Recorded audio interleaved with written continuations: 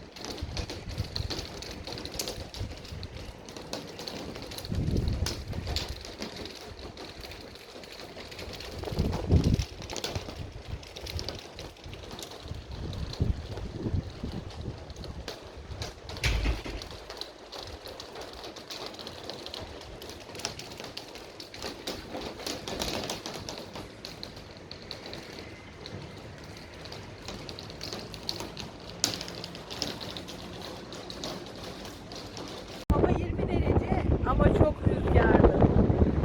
Samsun. Araba hemen orada.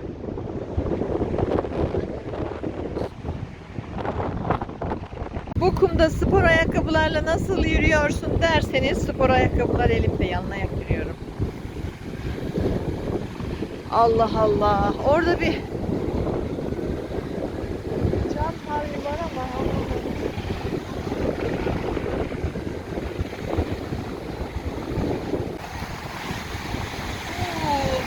su buz gibi.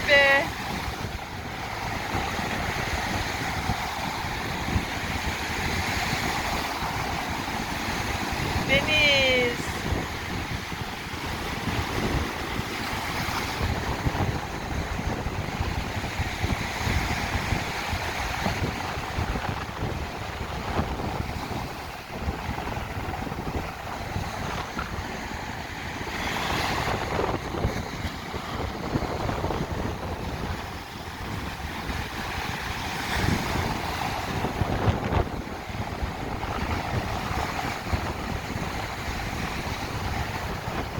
Belediyenin yanına geldik. Samsun Atakum Belediyesi. Sahil yoluna 0.25 km üstü motosiklet, diğer araçların girmesi yasaktır.